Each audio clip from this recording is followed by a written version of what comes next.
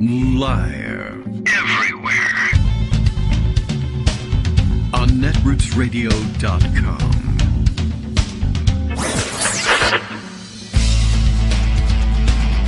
David Waldman.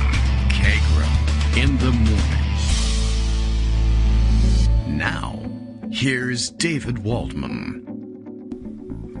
Hey, how you doing, everybody? It is Tuesday, August 16th, 2022. Time to roll out yet another one. And wouldn't you know it, news has happened. Well, including this note that accompanies a tweet from a Wall Street Journal article that we can't read, although maybe they made it free, I don't know. Labeled as a damning article by everybody's good friend Jeff Hauser. And I wonder, Sadie Gurman tweeting this thing around.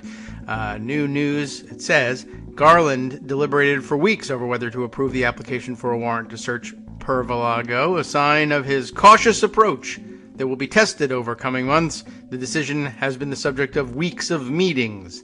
I don't know whether that's supposed to be a damning article about Garland taking too long. I don't think so at this point. That's not the prevailing sentiment. Or rather, a damning article about, I assume, Donald Trump to convince even the, shall we say, I don't know. I was going to say phlegmatic, I guess. Even though that's not really I don't know. We'll think about that as a descriptor for Merrick Garland. But taking his time, certainly, being deliberative, and I think this is supposed to tell us that essentially he was damn sure of everything by the time he actually put his weight behind the application for the warrant. I think that's what's going on. I think that's what this is about. I wonder, let me click and see whether it's paywalled. I mean, sometimes when it's of really important, of great import to the entire country, they free it up from the paywall, and it looks like they did. So why don't we take advantage of that before it disappears? Although I was grateful to see that that Sadie, do I have their name right, had accompanied it with a thread basically explaining, I guess, we can call out the highlights of the article in case we don't get to them all. The Justice Department on Monday, she adds to her thread, asked a judge not to make public the affidavit on which the search warrant was based, as some news media outlets had sought, writing in a court filing that the document contains critically important investigative facts about witnesses and tactics. Yeah, we sort of hinted at that as I discussed it with Greg yesterday. We're just going to dive straight into the news. No small talk today, damn it. And that's because, I don't know, this thing popped up right away. If someone would just serve me something, you could do that too. You could put that KITM hashtag on it, although then it appears on the right side of my screen. And I say, okay, we got to get to that later. If it appears on the left side of my screen, well then, I have to do it right away. But as we were discussing yesterday, the affidavit upon which the warrant was based, and I guess, does everybody understand exactly what that is all about? If not, essentially, well, you know the rules about search warrants from your civics studies, and you know that the Fourth Amendment protects against unlawful or unjustified search and seizure by the state, by the police, whoever is acting on their behalf. And that you have to, in order to take these things, get a warrant ahead of time, that you have to swear out to a judge that will state with particularity not only what crime you believe has been committed, but the evidence that you have that would establish probable cause to believe that that crime had been committed, and that the evidence of that crime is likely to be found at a particular place. And you should talk about, to the extent possible, what sort of evidence it is that you are hoping to gather up, and you give as much particularity ahead of time as possible for the judge to weigh, so that, you know, it's supposed to prevent fishing expeditions, kicking in a door and let's just ransack the place and find what crime we can. You're supposed to tell them what you're looking for, where you think you'll find it, and why you think that if you have it in your hand, you'll be able to prove that a crime was committed, and that this evidence will help you do that. So, in order to take that to the judge, they had to, you know, take care of that part. I'll tell you what I'm looking for: secret documents that he stole. Why do I think that is A crime? Well, 18 U.S. Code Section 793E for one thing, and a couple of other citations to different sections of law explain why we think, what statute we say is violated. And of course, if we're telling you, look, what we're going to find is secret documents, that kind of prima facie establishes the case against him. But the judge will ask, what makes you think he can find these things? Where are they? How do you know that he's got them? Somebody's got to come in and testify or give an affidavit, swear out a statement that says, I've seen these documents at Mar-a-Lago, or he's told me that he has them at Mar-a-Lago, or the National Archives, in this particular case, the National Archives and Records Administration is aware that he's in possession of them because they know that they exist and they're not among the records that were turned over to them. But still, they would say, what makes you think that they're at Mar-a-Lago, not at Bedminster, not, buried in Ivana's casket, whatever, Anything's possible. Tell me where you think they are. Okay, well, I've seen them. I've heard about them. I've heard from Jared Kushner that he has them in the safe. Whatever it is, you say so. And, of course, that would be done under the name of, the person who has that information. And so, unsealing the affidavit at this point would tell everybody exactly who the source was and how they came to this knowledge. And the investigators believe this would, of course, cut off their source of more information about more stuff that they might find, or more crimes that he might have committed or being admitting to in the dining room of Pervalago, or whatever. And they'd like to preserve that pipeline to the extent possible. And generally speaking, that affidavit will remain sealed until at trial you have then, at that point, the right to face your accuser. But the whole country doesn't have the right to harass your accuser pre-trial. At the time when it becomes necessary, when there is a reason for you to be made aware of who the witness is, and this includes the accused himself, because, of course, there's been no accusation here, formally speaking, as far as the law is concerned. He's not been indicted, so he doesn't face any jeopardy, and so it doesn't apply at this point that he has the right to face his accuser. He hasn't been accused yet. When he's accused, then his defense will be informed of exactly what the allegations are against him and who has made them, and not before. And it's very rare, as I understand it, from criminal defense practitioners, that this thing would be unsealed ahead of time. There are good reasons to keep it quiet. There's no particular reason why this defendant should be treated any more generously than any other defendant. And it's very unlikely that the information will be made public. But I think that Republicans are counting on the fact that most people don't deal in this stuff to be able to run around and say, why the secrecy? This is like Banana Republic stuff. It's third world, secret accusations, etc., etc. This is the way it actually normally works, especially when you have a confidential informant who is giving you the information. So the idea that almost always this information comes out, if you just leave it at that, that's true. You eventually get to find out who was making these accusations because you have that right when you're on trial. But the idea that this comes out whenever the newspaper wants it or whenever Republicans demand it, no, that's not a real thing. So don't let that fool you. So where were we? Oh, yes, right. The Justice Department on Monday asked the judge not to make public the affidavit. And remember here, that's kind of backwards. I think it's the presumption is, I'm sure that they did ask that, and they were asking that in response to either a defense or outside motion to unseal this stuff. They probably opposed that motion. But the presumption is that it will remain sealed until there's a really compelling reason to release the information. And we haven't reached that point yet. But it makes it sound like the Justice Department did some sort of special intervention to keep it secret. All they did was say, let's follow standard procedure here.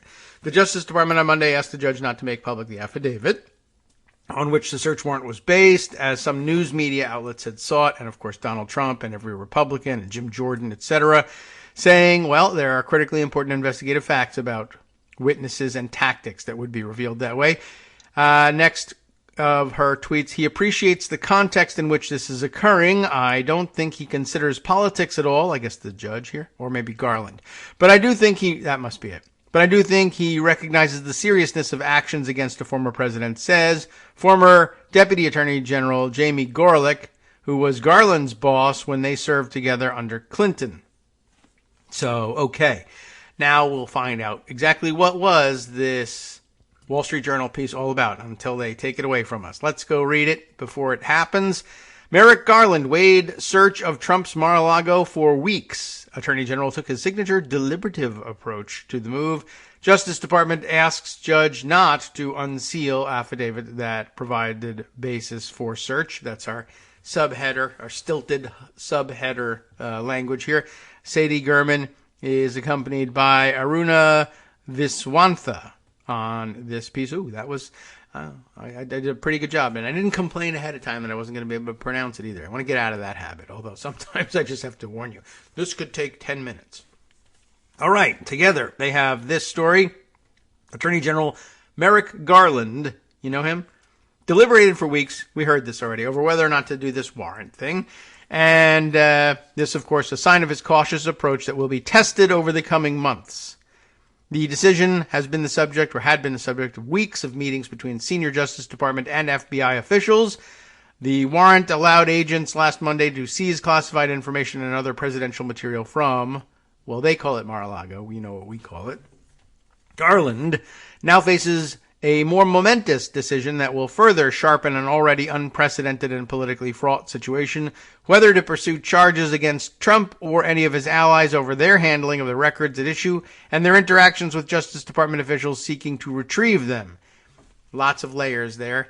Even if you decide that the documents themselves are not particularly important, you do have the trouble that we described yesterday. I think we did describe it. You must have heard about it over the weekend.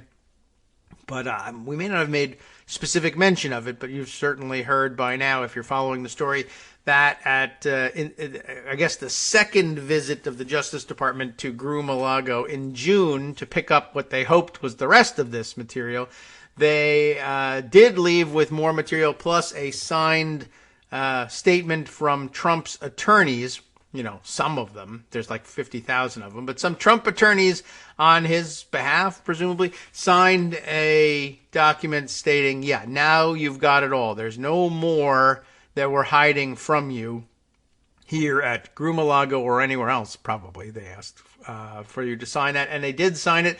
And then, of course, when they served the search warrant last week, they found more. And so you got to figure out, oh, okay, what's the story here? Were these attorneys lying to us? Were they misled by someone in particular? Was it Trump? Were they just guessing? Were they signing whatever we put in front of them? Did they actually have knowledge of more material being here and just completely lie?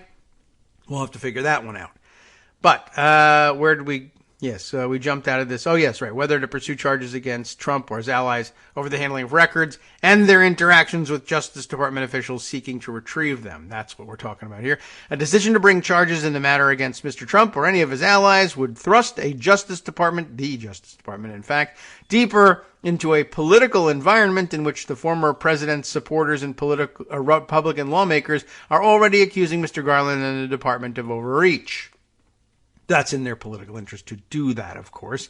Everyone should know that. The department Monday asked a judge not to make public the affidavit on which the search warrant was based, as some news media outlets had sought. We heard that from Sadie before.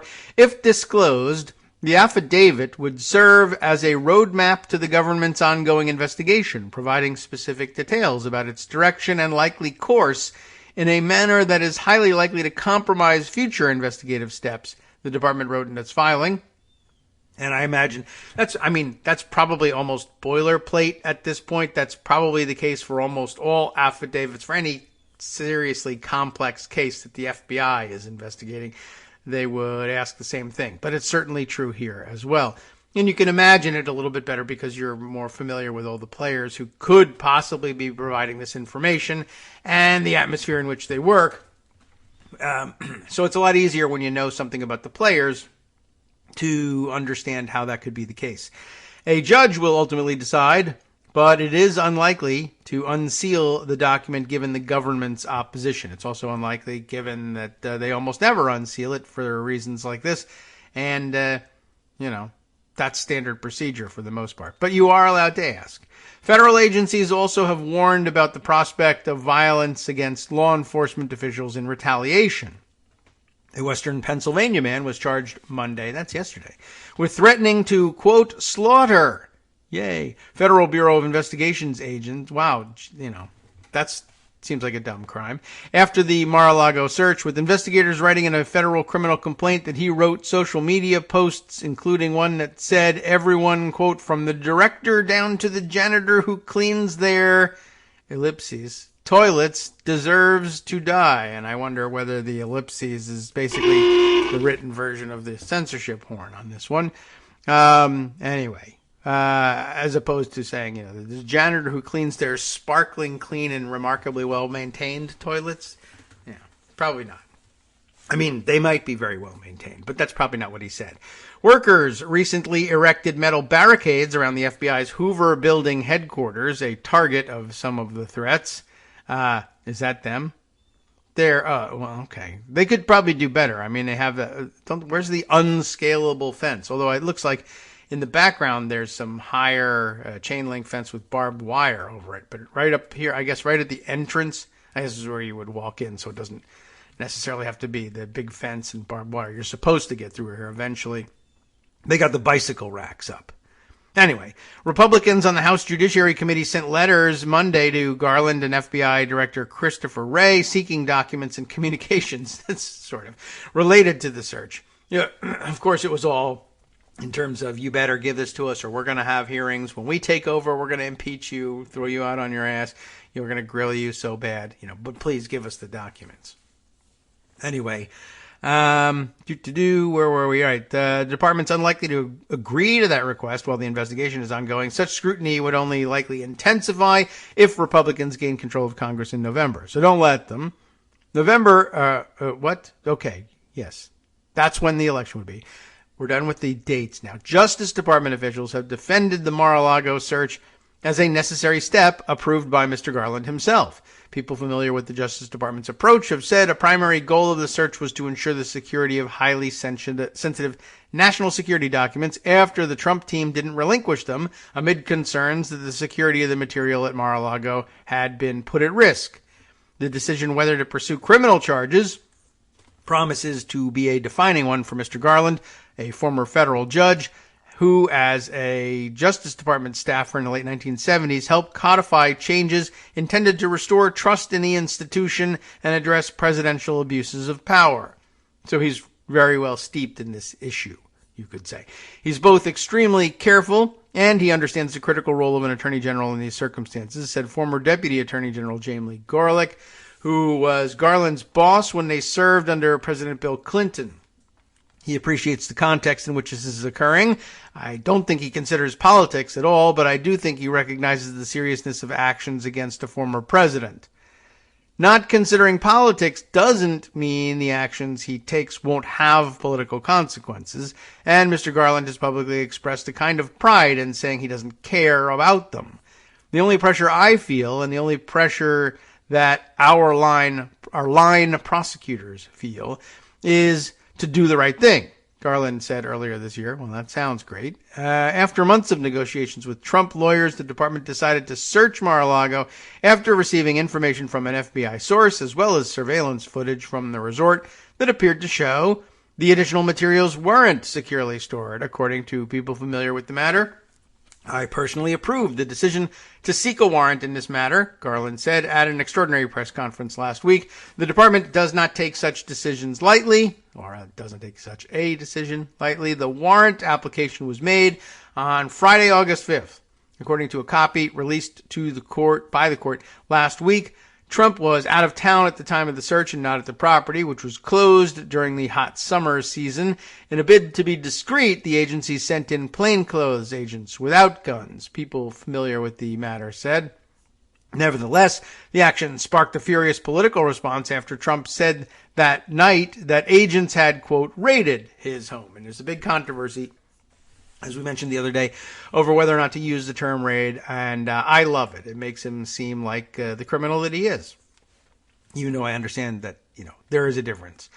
On Monday, he said in a social media post that the FBI had taken 3 of his passports, from Mar-a-Lago. I understand this morning that they have been returned, or that they were returned yesterday. The Justice Department contacted Trump's legal team to return 1 active and 2 expired passports, which were found in containers seized during the search, an official said late Monday night. So there was all sorts of excitement, like, does that mean the FBI thinks he's a flight risk? He is, and they do, probably, but that wasn't the reason that they took the passports. They took the passports because they were in boxes that they were taking to search. And why does he have multiple passports? There are actually legitimate reasons why he might, including that as president, while president, you get a diplomatic passport, which is really kind of interesting just all by itself that you even have it. But talk about your presidents not being above the law, right? They go on foreign visits. Well, the other country is expecting you, and you are the president of the United States, and you're arriving on Air Force One and all that sort of stuff. And you're expected and, in fact, welcomed by the country that's hosting you. So, it's not like you're sneaking into the country. Do you really need to bring a passport? And what happens to that passport? I don't know anything about diplomatic passports and the way they function, and whether they get stamped the same way or whether you just wave the thing at people and they go, oh, my God, get out of your way. I imagine at some point, I imagine that at no point during the trip does the president actually handle the passport. I imagine some body guy does that and carries that along. And then I suppose as you're preparing to land, they go into the staff area of Air Force One and say, all right, everybody give me your passports and who's got the president's diplomatic one, and they turn it in and everybody, I guess the local authorities stamp it and everything. It's really kind of funny. You'd think you could just give the president of the country a pass, but apparently not. Why 3 passports? Somebody explained it, but if they're expired, it could be his diplomatic passport that's expired that he probably should have turned in when he left office, but didn't. And there could be a regular civilian expired passport as well. Plus he's got a regular one. I don't know. There's no explanation for what they were. It's not multiple passports with different names and him in a mustache or anything like that, I don't think. But on the other hand, there is out there, his good friend Paolo Zampoli is out there. Remember, he's the one that claims credit for introducing him to Melania at a church picnic mixer. You're right. I think it was at some, swanky and somewhat sleazy club someplace that was basically a meat market for billionaires and models and whatever. We've been over that background, but Paolo Zampoli, former modeling agency impresario in the mold of Donald Trump himself, and what was that other guy's name? John Casablancas or something like that, who, they were pretty weird and sleazy guys in the 80s and teenage models and trafficking and molestation all over the place. And also modeling Ivanka when she was a teenager, just all those sorts of fun things. And then all sorts of other illicit and weird businesses that billionaire-type elbow-rubbing people go into. And Paolo Zampoli right alongside them. And now, these days, he's sort of a weird UN ambassador at large somehow, and ambassador for some obscure Caribbean country, and a bit of a passport dealer. Like he's ambassador for UN and a country that likes to sell billionaires passports. All explained in various articles, and I'll include 1 or 2 of them just so you get some idea of background. But if you're a long-time listener, you've heard these things before. Back to the Wall Street Journal. Just a little explanation about the weirdness of the passport thing. Let's see. The Justice Department contacted Trump's legal team to return 1 active and 2 expired passports. The search also ensured the Justice Department will remain firmly in the arena of partisan politics after years in which Mr. Wray and more recently Mr. Garland sought to establish confidence in the agency's independence, after years in which Trump pressured his attorneys general to prosecute political rivals and show leniency to associates. Don't politicize the DOJ. How dare you? That's our job. Inside the Justice Department, Garland is known by colleagues as a contemplative, by-the-book leader who, roughly a year and a half after at the helm of the agency has slowly begun to shed the cautious and consensus-based approach he followed as a federal judge for the more decisive posture expected of a law enforcement officer. People close to him say he has started to delegate and make decisions faster after his first few months in which he would review in detail even routine matters, including requests for assistance from foreign law enforcement agencies that were formally sent in his name. According to people familiar with the requests, officials defended Garland's early approach as necessary given that other senior administration officials weren't in their posts yet. Garland's emphasis on norms and policies is being tested against the docket of politically charged cases before him. In addition to the probe into Trump's handling of classified information, prosecutors are also examining efforts by his allies to overturn the 2020 election loss. He also inherited a long-running investigation into the business dealings of President Biden's son, Hunter, and a decision likely to generate criticism no matter whether he approves criminal charges or not. That's it. We made it to the end. It's almost time for our music, so pretty well timed. All right, and a rare opportunity to get a hold of a Wall Street Journal piece as well. Let's see. During the break, I'll have to go back and grab story about the weirdo passport factories, although I'll have to look around some more for ones that are more focused perhaps on Paolo Zampoli. And you can probably find that information pretty readily from our online Twitter friend Der Wooter, who has always followed that story pretty closely, and a number of other people who run in his circles have those things at the ready. But I happened to find one yesterday that was in Fast Company magazine a couple of years ago that actually established a connection for this passport market to Cambridge Analytica, which I wasn't expecting, but that always raises eyebrows. I'll raise yours when I include it in the roundup today. Hi, I'm Scott Anderson, the guy that writes the daily summary for this show, Kagro in the Morning. Thank you to everyone that supports this show. Many of you send donations through PayPal, Patreon, Square Cash, Radio Public, and so on. Some of you write your own essays and send them in, or read articles with your own commentary. We appreciate it. Now, some of you are listening to this and thinking, I'd like to help, but isn't there something I could do that wouldn't require money or effort? Why, yes, there is. You can just like us. On Daily Kos, they call it the recommend button. YouTube has a thumbs up. There are hearts and likes and love buttons. Tap our love button.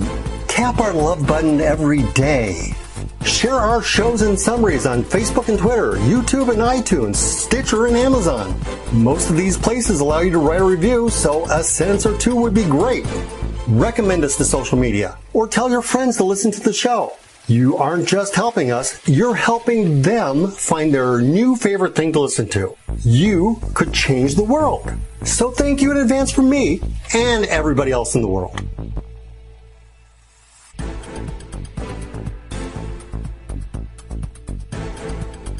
All right, welcome back now to the Kagro in the Morning Show here on Edwards Radio.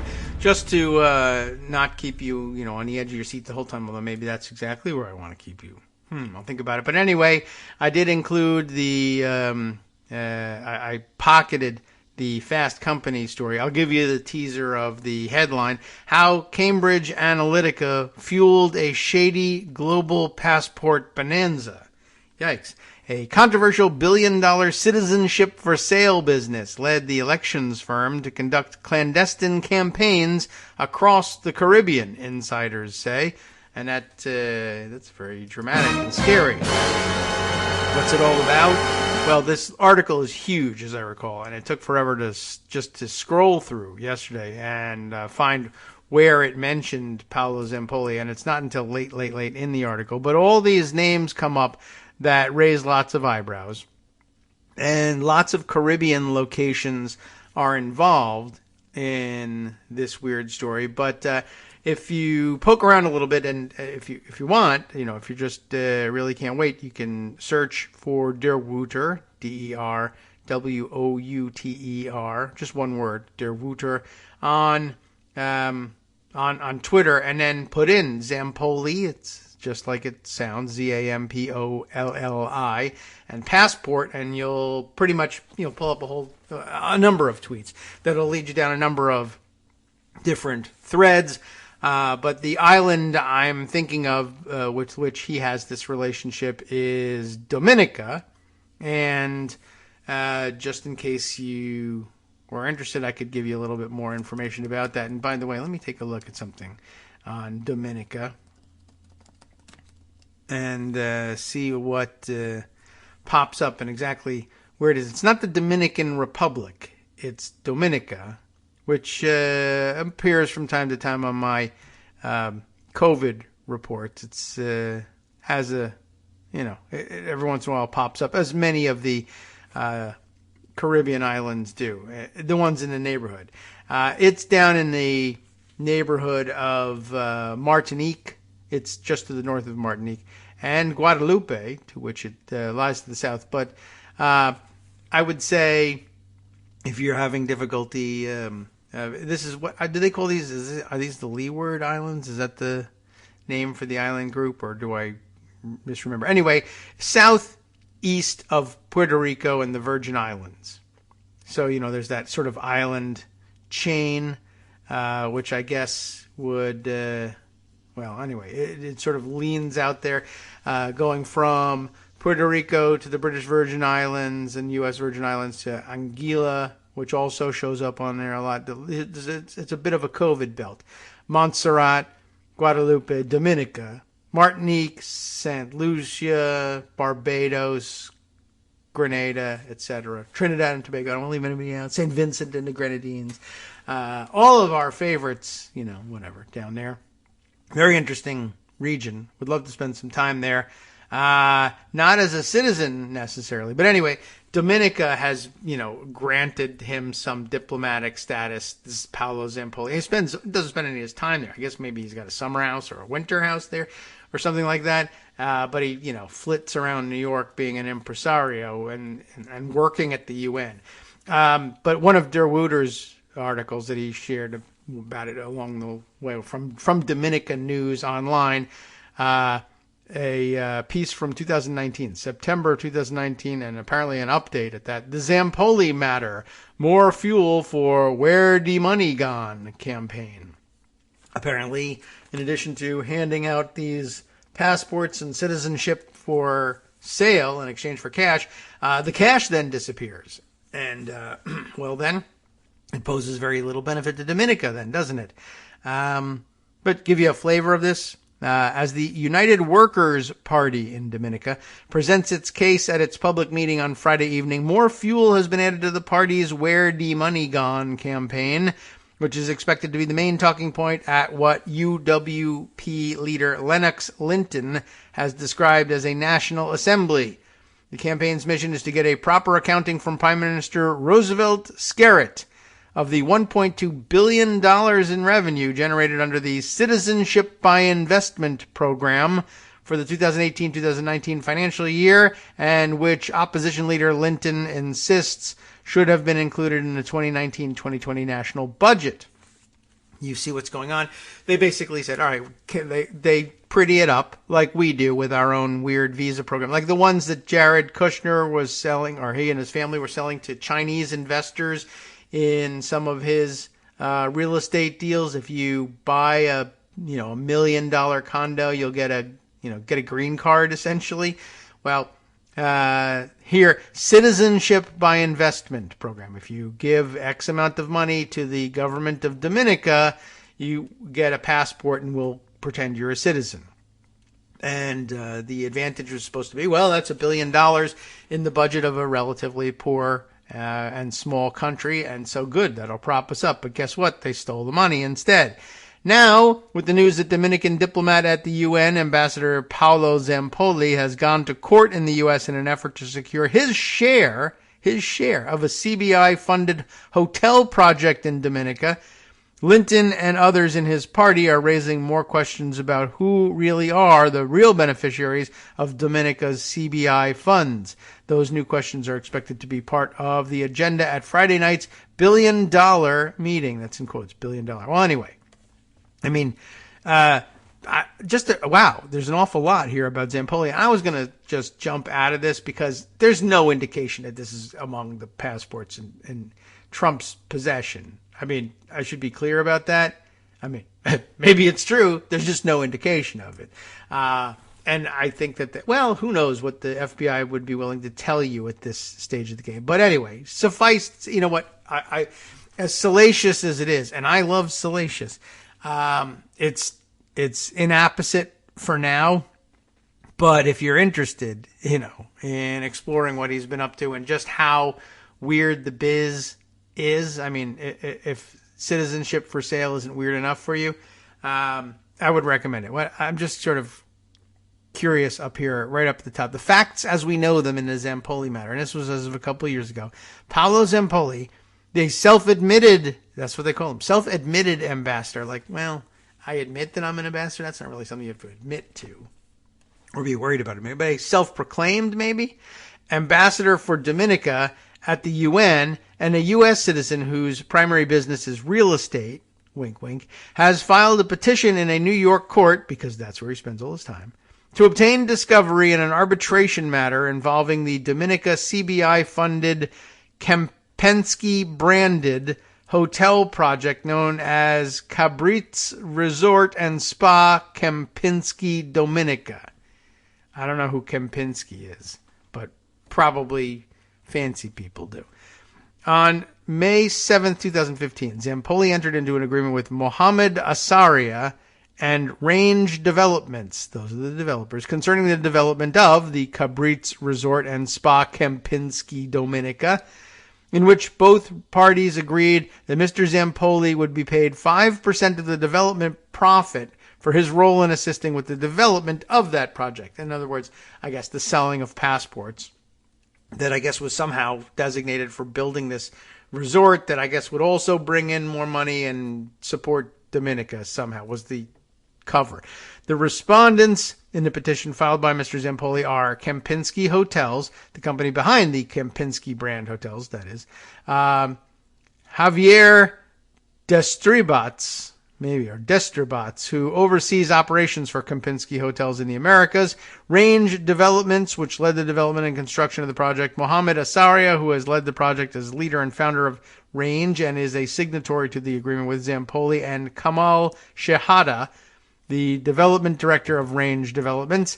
Zampoli states in a sworn affidavit, release the affidavit, which forms part of his petition documents, that the project has been fully sold out and that 800 passports under the real estate option of the CBI program were issued at a cost of $225,000 American each, which yielded a gross total income of $195 million. So 800 Richie Riches have bought themselves Dominican passports just as a backup for some reason. The agreement provides for the fee to be paid upon completion of the project and determined by closing of accounts, which in turn is to be determined by the company's auditors. Range is required to account fully to Zampoli during the course of the project when the development profit is realized. So basically, I guess at this point, like, we'll duck out. There's more shady stuff. There's a bank. What is this? Zampoli claims in his affidavit that distributions from the project in the amount of $30 million were made to Asaria and Shahada from a, quote, Bank of Dominica account in Geneva, Switzerland. So where's the Bank of Dominica? Geneva, Switzerland. You see what's going on here? You get the sense for what this is. Like I said, no indication. And the FBI could be just being discreet. Yeah, we sent back some passports. One of them is from Dominica, and we don't have any real reason why he's got this. Or they could just be regular expired passports, you know. And hasn't everybody got 3 lying around? I did joke yesterday, you know, if they can seize 3 passports from the president, imagine how many passports they could seize from you. But most people only have 1. Or perhaps could have an expired one lying around. That may be 2. 3, well, add the diplomatic one to it. Could be anything. Or, you know, Paolo Zampoli, he's well known to them. He hangs out with them. He alleges, Donald and Melania. He says he's a pretty close friend, and he's in the business, and it's real estate. And, you know, so these billionaires, like 800 of them were sold in the United States. 800 people were convinced to cough up $225,000 each for a passport from this country that most Americans have never heard of or would probably mistake for the Dominican Republic, wouldn't you think at least one of them would be Trump? Or maybe even that they comped him one, because he'd probably cajole them into doing that.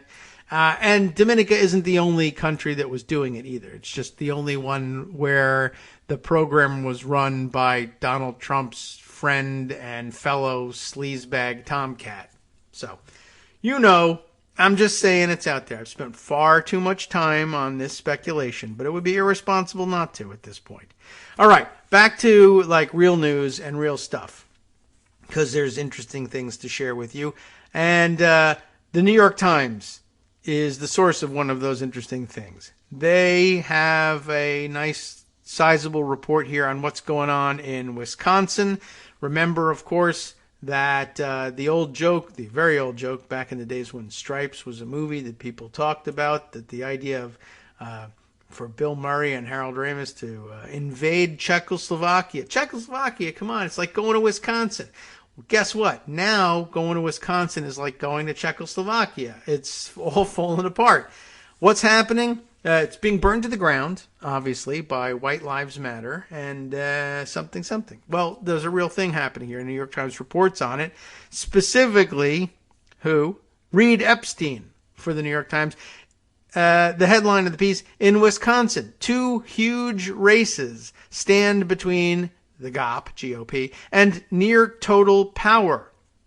Like Czechoslovakia. The governor's race this fall, along with a pivotal state Supreme Court contest next spring, will decide whether Republicans can solidify their grip on the swing state and remake its voting laws, which would be bad. And remember, of course, the reference here is to Czechoslovakia, not the Czech Republic, and Slovakia, the newly, established, relatively newly established and free Eastern European states, Central European states, but rather the old communist bloc, Czechoslovakia. That's the only way the joke works. This is, I was going to tell you where it's dateline, but it's a place in Wisconsin, and I'll never pronounce that one correctly. Anyway, nowhere in the country. That's where they are right now, nowhere in the country. They're in nowhere. And out in the country. Nowhere in the country have Republican lawmakers been more aggressive in their attempts to seize a partisan edge than in Wisconsin. Having gerrymandered the legislature past the point that it can be flipped, I think really the most extreme gerrymanders in the country, many people would venture to guess, are in Wisconsin, where there's, I guess it's the greatest disparity between the popular vote outcome and then the distribution of seats in the legislature in the country. So gerrymandered the legislature past the point that it can be flipped. They are now pushing intensely to take greater control over the state's voting infrastructure heading into the 2024 presidential contest. 2 pivotal elections in the coming months are likely to decide if that happens. The soaring stakes of the first, the November race for governor, became clear last week when Tim Michels, a construction magnate endorsed by former President Donald Trump, won the Republican primary. And you can see already, the story of what happens when Trump endorsed candidates for president or secretary of state win the nomination. They swear allegiance to the big lie. His victory raised the prospect that Governor Tony Evers, a Democrat who has vetoed a range of Republican voting bills, could soon be replaced by a Trump ally who has embraced calls to dismantle the state's bipartisan election commission. Yikes. Invoked conspiratorial films about the 2020 election. I guess that's probably the Dinesh D'Souza thing. And even expressed openness to the false idea that Mr. Trump's loss can still be decertified. Yikes. So, the full range of big lie stuff. Let's see. I'm flipping through my pocket constitution here just so I can figure out where I'm going to refer to later on. Oh, yeah. All right. I know where I'm going. All right, rest of the article. The second election, an April contest to determine control of the narrowly divided Wisconsin Supreme Court, could be even more important. This year alone, the court's 4-3 conservative majority has upheld the most aggressive partisan gerrymander of state legislative districts in the country. even more, I guess, aggressive than the Ohio one, where they keep being overruled by the Supreme Court, but it's not, in this case, the Supreme Court that's doing it. In Wisconsin, the Supreme Court is propping it up. In Ohio, they keep rejecting it, but the Ohio Republican politicians just keep pushing it through with the help of the governor's son, who's on the Supreme Court. And by the way, the governor's also got another kid in politics, too, who's also raking in big PAC contributions for no particular reason, like national contributions. Just happens to be a DeWine, and no one knows why it's happening. Anyway, this year alone, the court's 4-3 conservative majority upheld the most aggressive partisan gerrymander of state legislative districts in the country, prohibited the use of most drop boxes, because yargle bargle, of course, for voters returning absentee ballots, and blocked Mr. Evers from making appointments to state agencies. Right, one of the first things that they started to do in the state legislature was use their partisan advantage and their impenetrable advantage to just start stripping powers from the governor once people elected a Democrat to that office. It was the only place where the popular vote in the state could actually be heard, given how highly gerrymandered the state was in its legislative districts. And lo and behold, when the people as a whole, the people of Wisconsin actually speak, they speak with a Democratic voice.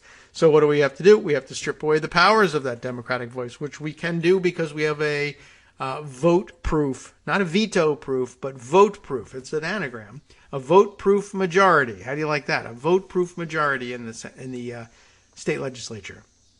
And 3 of the 4 conservative justices on the court voted to hear Mr. Trump's objections to the 2020 election, which could have led to overturning Wisconsin's results. Remember that it's impossible and unconstitutional. Well, if a majority of the Wisconsin Supreme Court says that it's not impossible, then you got a problem on your hands. Well, they came this close to actually doing that. Joe Biden's 20,000 vote victory in the state stood only because Justice Brian Hagedorn, a conservative, sided with the court's 3 liberals. Electing a liberal justice to replace the retiring conservative Justice Patience D. Rogansack, these are real names, people, would give Wisconsin Democrats an opportunity to enact a host of measures that currently have no shot at passing in the Republican-led legislature, bringing new lawsuits through the courts. How could you pass new measures through the courts? They're not supposed to legislate, but you could bring new lawsuits through the courts that could potentially undo the gerrymandered legislative districts. They could reverse the drop box decision. And, by the way, overturn the state's 1849 law criminalizing abortion, which went back into effect in June when the U.S. Supreme Court struck down Roe v. Wade. So how do you like that for an additional complication? The law that prevails on abortion in Wisconsin is from 1849. Wow. Wisconsin's next 2 elections are inexorably linked. Mr. Michaels has said that he will seek to change the state's voting laws on his first day as governor. If he is indeed elected and moves quickly, new voting procedures could be in place before a new justice is elected to a 10-year term in April. And the court, combined with Mr. Michaels, would have wide leeway to set voting rules for the 2024 presidential election, when Wisconsin is widely expected to again be a central presidential battleground.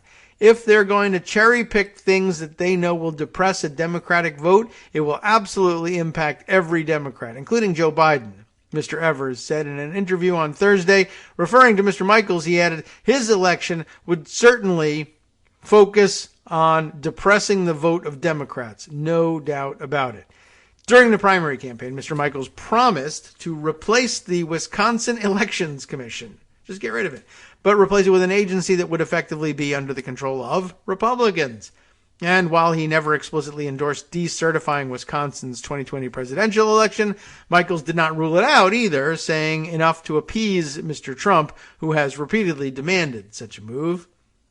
At campaign stops and during primary debates, Michaels invoked films about the 2020 election that propagate conspiracy theories, falsely suggesting that Trump was the real winner. He claimed, without evidence, that there had been fraud in the state and pledged to prosecute the perpetrators. I've seen the movie 2,000 Mules and Rigged, and I'll tell you, I know that there was a lot of voter fraud because I've seen it in the movies. Mr. Michaels said at a recent rally in Kaukana. That's the date line that I didn't want to read to you before. I don't know. Kaukauna. Actually sounds Hawaiian more than anything else, but okay. A small industrial city in the state's politically swingy Fox Valley. So sounds like pretty much not Hawaiian. When I am sworn in as governor, yeah, right, I hope not, I will look at all the evidence that is out there in January, and I will do the right thing. Everything is on the table, and if people broke the law, broke elections laws, I will prosecute them. But then you'll be politicizing it. Oh, no. Since winning the primary on Tuesday, Mr. Michaels has spent less energy highlighting his support for Mr. Trump and his focus on election issues. On Wednesday, he removed a declaration about his Trump endorsement from the homepage of his campaign website. I don't know if that's supposed to give you hope or something, but it shouldn't. It just means he's as underhanded as Trump is. After this New York Times reporter pointed it out on Twitter, the Michaels campaign resurrected the line on his site. So there you go. We own the libs.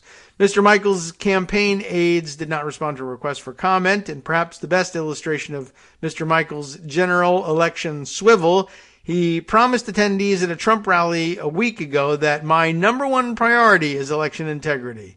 But in his victory speech on Tuesday night, he said, jobs and the economy are going to be my number one priority. But that's pretty Trumpy, too, to just say whatever the hell. During a Thursday morning interview on a conservative radio show in Milwaukee, his first media appearance since winning the nomination, Michaels also did not mention the 2020 election or his plans to change how voting works in Wisconsin. And I don't think I would take that as an indication that he's not going to do it so much as an indication that he knows it doesn't work in the general, but he's going to do it, as a stealth agenda and just not talk about it in between then and now. Instead, he has sought to remind listeners of what they liked about Mr. Trump while tethering Mr. Evers to Mr. Biden, whose approval rating in Wisconsin was at 40% in June, according to a Marquette University Law School poll.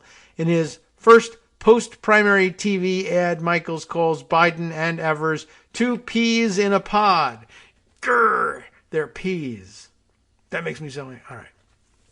Donald Trump was a successful businessman, he joked, I guess. Donald Trump was tough, Mr. Michaels said in the radio interview. I'd gladly compare Joe Biden to Donald Trump. To what degree Michaels might change Wisconsin's election system would be determined in large part by the Republicans who control the legislature, most of whom supported his opponent in the Republican primary, former Lieutenant Governor Rebecca Kleefisch.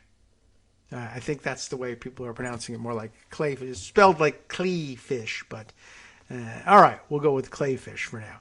State Senator Kathy Bernier, how did she say that? A rare Republican state legislator in Wisconsin who has publicly declared that Trump fairly lost the 2020 election, said in an interview last week that during Mr. Michaels' primary campaign, he had displayed an ignorance about the administration of Wisconsin elections that reflected his lack of government experience. Wouldn't surprise me. Mr. Michaels is a fish out of water, said Ms. Bernier, who announced her retirement in January after calling for Republican investigations into the 2020 election to end. When I ran for the assembly, I too had some ideas that weren't workable, but good ideas. He needs some advice and some training and all sorts of issues. Wisconsin's Supreme Court election is one of several in coming months that will effectively determine which party controls the high courts in Kansas, Michigan, North Carolina, and Ohio. But nowhere are the stakes as high as Wisconsin, given how close its court came to supporting Trump's attempt to subvert the 2020 election. The state Supreme Court race in Wisconsin next year is crucial to maintaining a free and fair election system in Wisconsin, where they have crucial Waukesha County, of course, and also imperative for maintaining a representative democracy in our national elections, said Jake Falicini. Wow, I hope that's right. The legal director for state courts at the Alliance for Justice Action Fund, a liberal organization that focuses on state court elections. While Mr. Evers has presented himself as a human guardrail against a Republican takeover of the state's election system, the Supreme Court election in April will affect the state's voting laws for years. Two liberal candidates, Janet Protasewicz, maybe, a Milwaukee County judge, and Everett Mitchell, a county judge in Madison, have already begun their campaigns. Former Justice Dan Kelly, a conservative appointed by Governor Scott Walker, who lost re-election in 2020, is considering running again, but has yet to announce a bid. The candidates will all run together in a single nonpartisan primary in February, with the top two advancing to a general election in April. If the more conservative candidate wins, you will have a court that looks like the court now at its most conservative, said Rick Essenberg, the president of the Wisconsin Institute for Law and Liberty, the conservative legal organization that brought the case that led to the court's ruling prohibiting drop boxes. If you had a legal progressive win that seat, then obviously there would be significant ramifications there, with the court moving to the left, as it should. Wisconsin Democrats are already envisioning, if they win the election in April and take a 4-3 majority, a political transformation of the state. In terms of the ability to change Wisconsin in 2 years, this could be an utterly different state, said Kelda Roys, a Democratic state senator from Madison. That is our real opportunity to not just stop the bad stuff from happening, but actually restore real democracy and accountability to Wisconsin. Things like abortion rights and fair elections where your candidate might actually win. Yes, like actual fair elections, and that'll get some people back to the polls. And like I said, when the people's votes are actually counted there as a whole, they vote Democratic. Why they have the most highly concentrated Republican control of their state legislature, well, I was going to say I do not know, but we do know, and it's because of the gerrymandering there, which they can't overcome without winning back the legislature, which they can't win back without changing the gerrymandering. So maybe the courts are the best route to getting that done. That's, I guess, where it is. And yeah, as they point out, there's some real danger of it not being a representative democracy, not being a Republican form of government necessarily there in Wisconsin. That's a problem. That's an actual Article 4 problem for the Constitution. Remember, Article 4, Section 4, the United States shall guarantee to every state in this union a Republican form of government. We may have to launch a federal invasion of Wisconsin at some point. Won't that be exciting and problematic?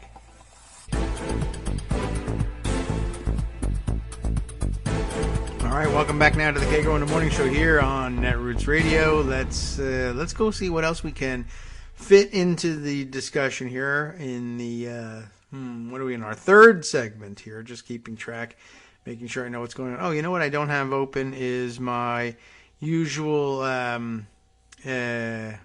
email. But I don't know if I have anything in the wings here from email.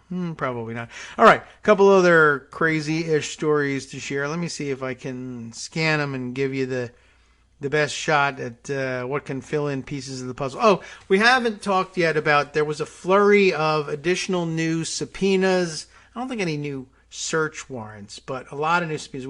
We spoke yesterday briefly about Lindsey Graham losing his bid to quash the subpoena that would have him testify in the Fulton County grand jury investigation of Trump's election interference in Georgia.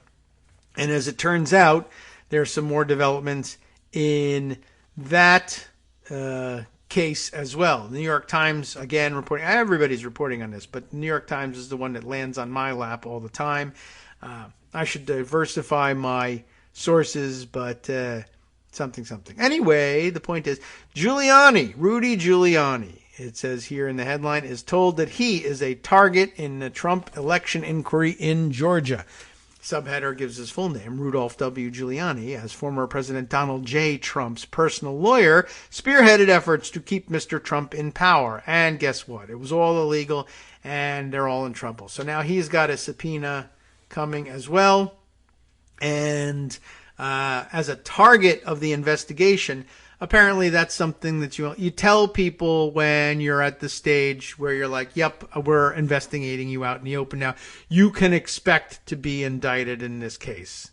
They will sometimes go right up to that line and say, well, you're a person of interest, but you're not necessarily a target, and they tend to hide the ball. But by the time, as I understand it, they tell you that you're a target, that's the signal to you that, yeah, you're probably going to be indicted, so you should get ready for that. And you should therefore be on notice that it's a precautionary measure for the prosecution, so that you can't later claim, well, I didn't know that I was being investigated. I wouldn't have said this. I would have invoked my Fifth Amendment rights if I'd known. So now you're kind of on notice that, yeah, you're in the hot seat here. Richard Fawcett, is that right? F-A-U-S-S-E-T, and Danny Hakim, maybe H-A-K-I-M. I don't know if it's Hakim or some other pronunciation of it. Sorry, Danny. Sorry, Richard. Anyway, your fine reporting, no doubt, reveals for us the following. The legal pressures on Donald Trump and his closest allies intensified further on Monday. That feels like intensifying. Feels like it needs that same dramatic music. I wish I had not wasted it before. But the intensity is intensifying. That's what intensification brings to bear. Okay. Intensifying further on Monday and Tuesday as well, but Monday was when they were reporting it. As prosecutors informed his former personal attorney, Rudolph W. Giuliani, that Mr. Giuliani himself was a target in a wide-ranging criminal investigation into election interference in Georgia. The notification came on the same day that a federal judge rejected efforts by another key Trump ally, Senator Lindsey Graham, to avoid giving testimony before the special grand jury hearing evidence in the case in Atlanta. One of Giuliani's lawyers, Robert Costello, said in an interview that he was notified on Monday that his client was a target. So now his fees are racking up. That's great for him. Being so identified does not guarantee that a person will be indicted. Rather, it usually means that prosecutors believe an indictment is possible based on evidence that they have seen up to that point. Mr. Giuliani, who as Mr. Trump's personal lawyer spearheaded efforts to keep Trump in power, emerged in recent weeks as a central figure in the inquiry being conducted by Fani Willis, the district attorney of Fulton County, Georgia, which encompasses most of Atlanta. Earlier this summer, prosecutors questioned witnesses before the special grand jury about Giuliani's appearances before state legislative panels in December of 2020, when he spent hours peddling false conspiracy theories about secret suitcases of Democratic ballots and corrupted voting machines. For Giuliani, who you might remember was a former mayor of New York, the developments are the latest in a widening swath of trouble, though he got some good news recently when it emerged that he was unlikely to face charges in a federal criminal inquiry into his ties to Ukraine during the 2020 presidential campaign, though he ought to have been indicted in that. Mr. Giuliani is scheduled to appear before the special grand jury on Wednesday, tomorrow, at a downtown Atlanta courthouse, but instead will go to a landscaping joint on the outskirts of town, I'm sure. His lawyer, courthouse lawn maintenance, right?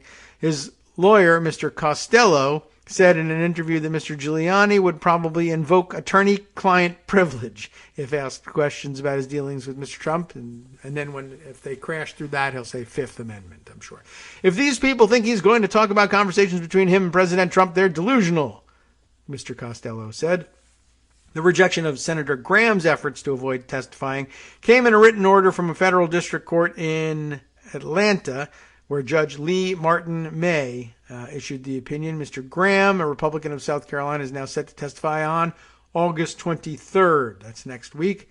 The judge found that prosecutors had shown that there is a special need for Mr. Graham's testimony on issues relating to alleged attempts to influence or disrupt the lawful administration of Georgia's 2022 elections. Oh, 2022? Really? Okay. That would really be something. Do you think they meant 2020? Lawyers for Mr. Graham have said that he was informed by prosecutors that he was a witness, not a target. Prosecutors want his testimony for a number of reasons. Among them are two phone calls that Graham placed just after the 2020 elections to Brad Raffensperger, Georgia Secretary of State, in which Graham inquired about ways to help Trump by invalidating certain mail-in votes. In another development on Monday, newly released court records provided fresh details about the lengths Trump's allies went to as they tried to overturn the results in Georgia and other states. One batch of documents showed that a forensics team working with lawyers aligned with Mr. Trump, and they should probably put that in quotes, forensics team, working with Trump, successfully gained access to critical election infrastructure in Coffee County, Georgia. I assume they pronounce it just like coffee, like the drink, as they said. Obtaining information about voting machines and software. That's actually a separate story, also covered by the New York Times, that it's happened in, several states, and it involves the Kraken lady and God knows who else.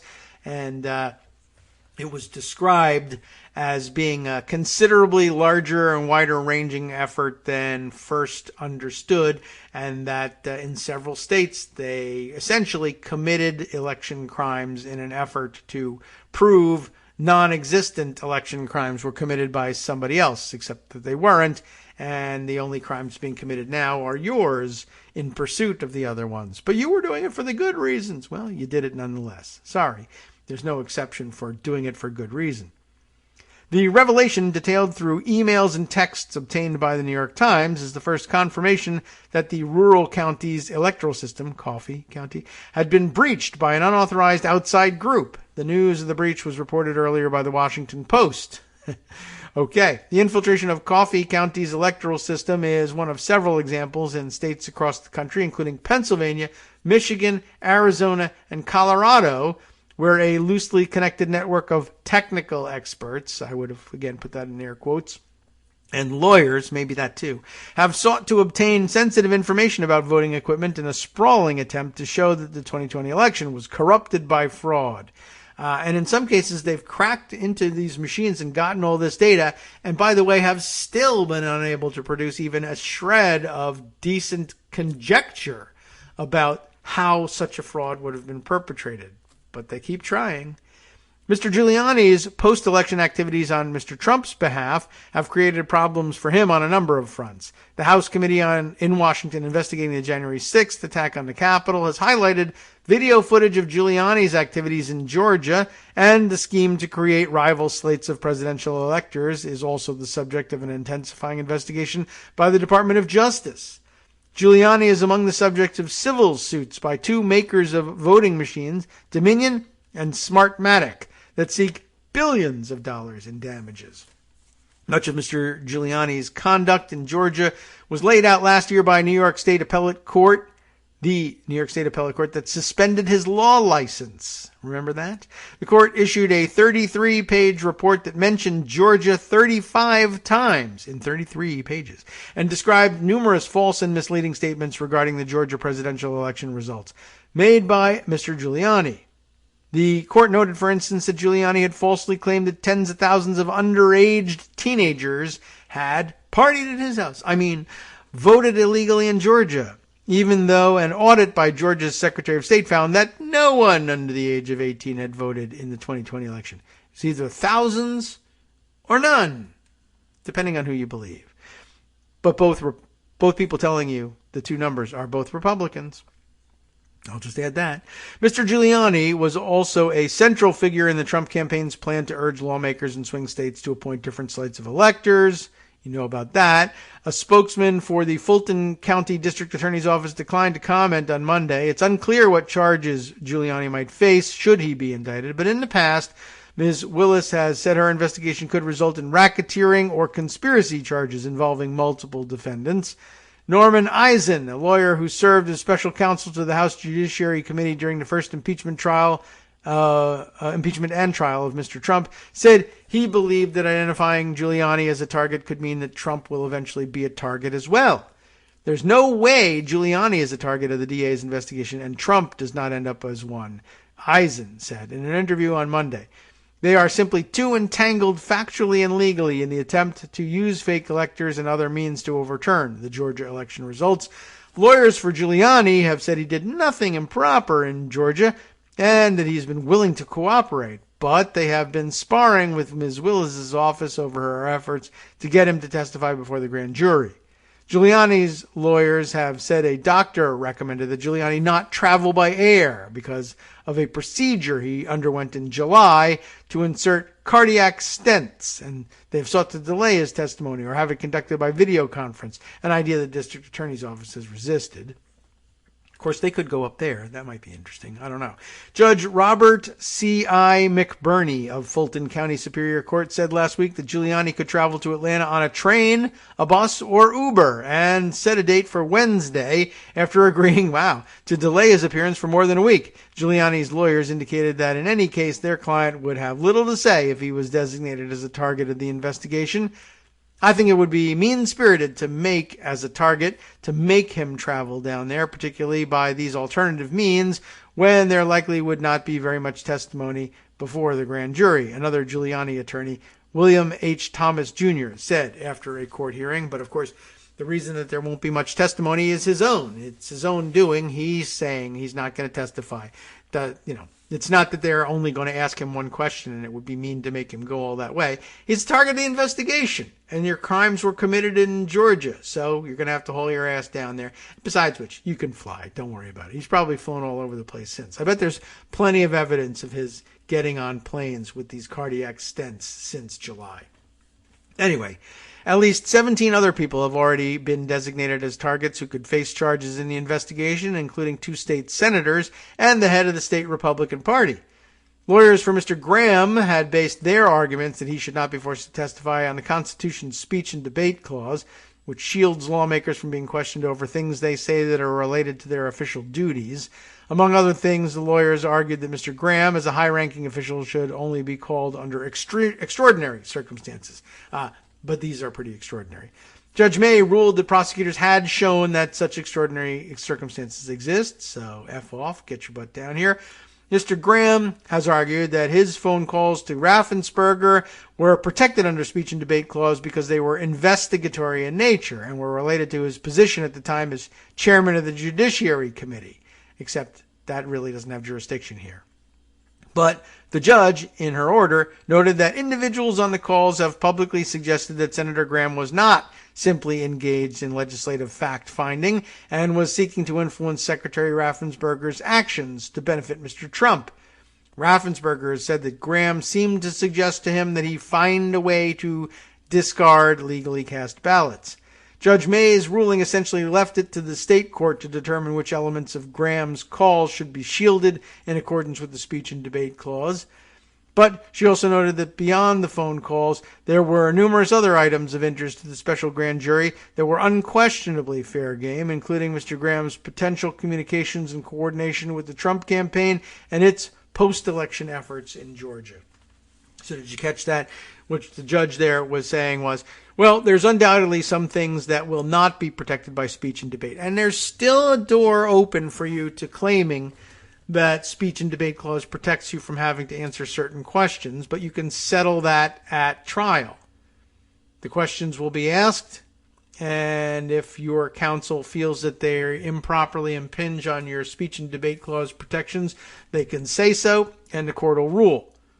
But we're not going to just preemptively say, because you might make that objection, you don't have to testify on anything. No, that won't fly. Prosecutors are demanding that 2 other lawyers for the Trump team, Jenna Ellis, because there might be some traffic tickets involved, and John Eastman appear before the special grand jury as well. The participation of Miss Ellis, a Colorado resident, will be addressed in a court hearing scheduled for Tuesday in Fort Collins, Colorado. A similar hearing will be held for Mr. Eastman, a New Mexico resident, in a courthouse in Santa Fe, New Mexico on Wednesday. So lots of people are flying all over the country for this, just not Giuliani. Costello, the lawyer for Giuliani, was asked by a reporter on Monday by what means of transportation his client would be, I guess I'll restructure the sentence, would be transported as he made his way to Atlanta from New York. No comment, said Costello, and that's because he's probably going to fly down. And then he'll be exposed as a lying hypocrite. But, the par for the course. It won't make much difference. All right. About, 10, 15 minutes, 10 to 11 minutes left in the segment here before we head into the fourth segment and hopefully hear from Joan McCarter. I don't think there's anything standing in the way today, but hey, who knows? It's quite a chore to get up this early, all the way in Pacific time, so I appreciate any time she would do it. Let's see. I have the Washington Post story about the widespread and more serious, or more worrisome, I guess I should say, than previously believed, effort across multiple states to hack into, well, not in the traditional sense, but to invade the physical integrity of voting machines and download their data in several states. I would like to get a better understanding of what exactly is going on in that situation, but I think it needs more time than we have to give it.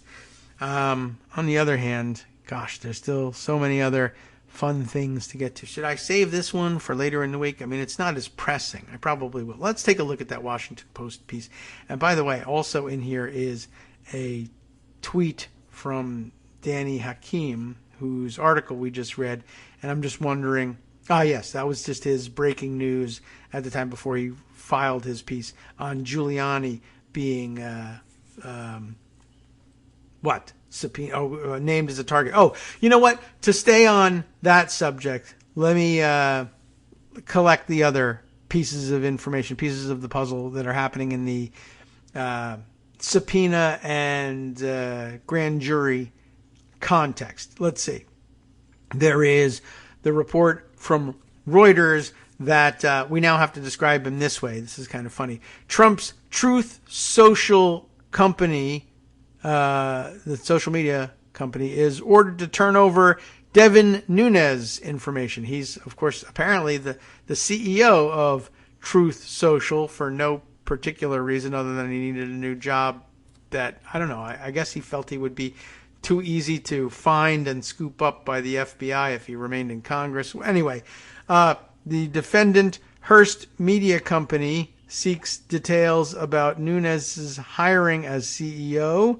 Oh, I'm reading the bullet points here. I should just read the article. Let's see what's going on here. Former President Trump's media and technology company must turn over information about ex-Congressman Devin Nunes' employment as its chief executive officer, a federal judge ruled on Friday.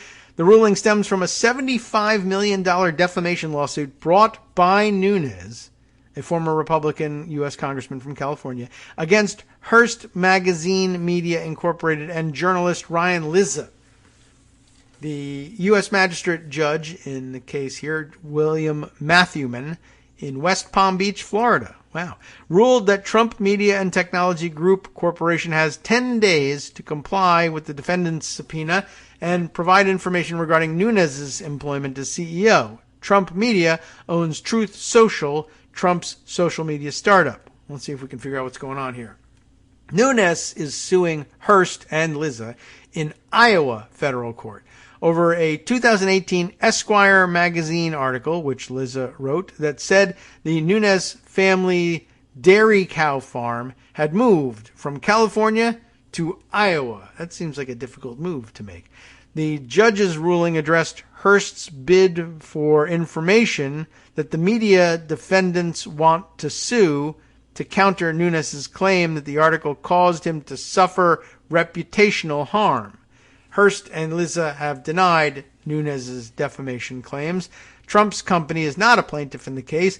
A lawyer for the company, Scott Allen of Lippes Mathias, did not immediately respond to messages on Monday seeking comment. A spokesperson for Trump's company did not immediately respond to a message seeking comment either. And there was no immediate response from Nunes for a request for comment. And Nunes, who joined Trump's media company in January from the U.S. House of Representatives, had been the top Republican in the House Intelligence Committee. A lawyer for Nunes, Stephen Biss, did not immediately return a message seeking comment. Hearst and Lizza, a former Esquire correspondent who was hired at Politico in 2019, are seeking information that includes Nunes' onboarding at Trump's media company and copies of any employment agreements and contracts. Why? I'm not exactly sure. I guess if Nunes is claiming all sorts of economic damages from their reporting, then they're looking for information that will show, no, he's actually quite well off. And, they might be entitled to get that. Let's see, where were we? They're seeking information that includes his onboarding at Trump's company. Lizza did not respond to a message seeking comment. Guess what? Nobody responded to any comment requests, okay? Hearst's lawyers said they anticipate the subpoenaed documents will show Nunes maintains a sterling reputation, which that's interesting too. Like, if he was so badly damaged and he was defamed, why was he hired by this company that hires only the best people? Trump's company argued the requested information was irrelevant to Nunes' defamation case and that complying with the demands would be burdensome. The 8th U.S. Circuit Court of Appeals last year upheld the dismissal of Nunes' express defamation claims, but revived allegations of defamation by implication based on a tweet Liza sent in 2019 linking to the Esquire article. Nathaniel Boyer, a Hearst legal department attorney who argued before Matthewman for Esquire and Liza, did not immediately respond to requests for comment. Nobody did. The case is Ryan Liza and Hearst Magazine Media Incorporated versus Trump Media and Technology Group Corporation in the U.S. District Court for the Southern District of Florida. They have a number with all the code words in it and yada yada, but never mind all that. For the plaintiff, Deanna Schulman and Rachel Fugate from Schulman Fugate, there you go, the two of them, and Nathaniel Boyer for the Hearst Corporation, and these are the lawyers involved. No one cares. I'm sure they're fine people, but we're done with that. So Devin Nunes tangled up in some things that's happening in the court that seemed somewhat related. And over in Politico, this piece from Betsy Woodruff Swan, Justice Department. They're up in their activity as well. Justice Department subpoenas Trump White House lawyer Eric Hirschman, who I think we saw making appearances in the video depositions, in the presentations put on by the January 6th committee. And isn't he the one that had the really weird wall hanging behind him? Anyway, he's the latest one-time top aide to the former president to receive a summons from a federal grand jury investigating the January 6th attack. Here's the story. A grand jury investigating the attack has subpoenaed Trump White House lawyer Eric Hirschman for documents and testimony, according to a person familiar with the matter. Hirschman represented Donald Trump in the former president's first impeachment trial and later joined the White House as a senior advisor. He did not work in the White House counsel's office, but did provide Trump with legal advice. Because of that responsibility, there will likely be litigation over the scope of the subpoena and over how executive and attorney-client privileges may limit Hirschman's ability to comply. Hirschman is not the first former Trump White House lawyer to receive a DOJ subpoena. Patsy Maloney, of course, who served as White House counsel, and Patrick Philbin, who served as deputy counsel, have also been subpoenaed. During the tumultuous final weeks of Trump's term, Hirschman clashed with other aides and advisors who pushed the defeated president to fight the election results. He was also present for many of the most consequential meetings in that period of time. Among them, a high-stakes meeting where most of the Trump Justice Department's top brass threatened to resign rather than work under a colleague who wanted to advance spurious claims of widespread voter fraud. Hirschman also sparred with Sidney Powell and Michael Flynn, the notorious spy. And by the way, does everybody see, you all feel better about my saying that Mike Flynn is a spy now that the president he briefly worked for but still is allied to has been had his house searched under the Espionage Act? Just wondering if that makes a difference to you. Anyway, Hirschman sparred with Kraken Lady and the spy when they urged Trump to have the military seize voting machines. Didn't do that, but now this team of lawyers and supposed forensic experts have been convincing idiots around the country to give them access and allow them to seize voting machines instead of the military. And that's the subject of the Washington Post piece we won't have time to read unless Joan wants to discuss it. The January 6th Select Committee has aired numerous portions of his testimony to their panel, which is blunt and sometimes darkly amusing. A spokesperson for Hirschman declined to comment. The Justice Department declined to comment. And everybody declined to comment. There you go. And we're out of coffee. In his testimony to the Select Committee, Hirschman described lambasting. Does people say it that way? I've never been sure about that. Some people say lambasting, but it sounds like you're cooking the lamb. Lambasting Jeffrey Clark, then a top Justice Department lawyer, during a White House meeting on January 3rd, 2021. At that time, Clark was urging Trump to remove then acting Attorney General Jeff Rosen and give him the job. Because why not? I want it. Clark had encouraged his DOJ colleagues to send letters to state legislators saying the department had found evidence concerning voter fraud in the 2020 election. Former Attorney General Bill Barr, however, had said the department found no evidence of fraud that could have swung the election. Under those circumstances, Clark's plan so concerned his colleagues. How much so did it concern his colleagues? That many of them warned Trump that at the January 3rd meeting that they would quit if he gave Clark the top job. And by which we mean the cleaning solution, top job. I don't even sell that stuff anymore. Anyway, how old am I? Everyone would quit. Clark's proposal is nuts. That's one of the things that we heard from Hirschman when his testimony was played during the committee hearings. Let's see. He also told the select panel about a contentious phone call he had on January 7th with Trump allied lawyer John Eastman. And in that call, Eastman discussed plans to keep pursuing Trump's efforts to reverse the election despite the violence of the previous day at the Capitol riot. And as I said to them, are you out of your effing mind? I would have used the censoring horn, but we're already into the music.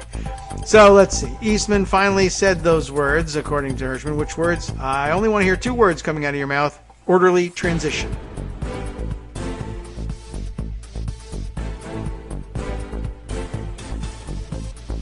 Hi, it's me, David Waldman, the same guy who was just talking to you a second ago. Our Patreon subscription drive is still going strong, with over 175 monthly donors who help keep us on the air.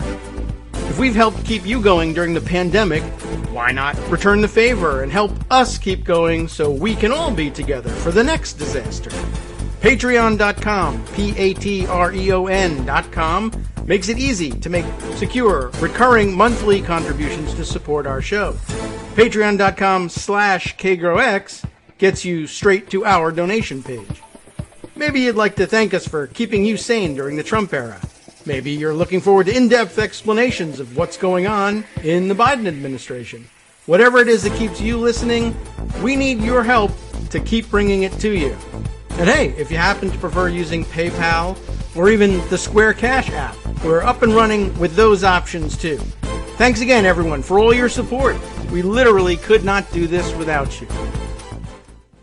As a matter of fact, I don't know. I was trying to get one of the windows out of the way, and instead I ended up hitting the soundboard, and it's very sensitive. So hey, everybody, we're back.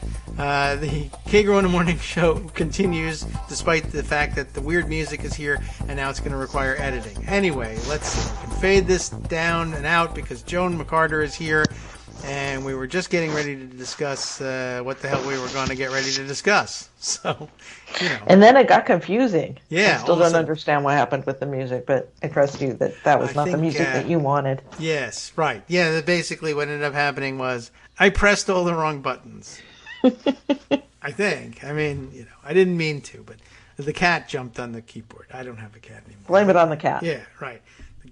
Our former cats. But at any rate, no, only myself to blame. But we may as well lay it at the feet of former President Donald Trump, because he's got his fingers in every other pie, so what the hell? We might as well do this one too. I think I've run through everybody who has found themselves newly dragged in front of another court, but I think I might have got cut off at the beginning of our break there, just as I was finishing up the story about Eric Hirschman now being subpoenaed to testify.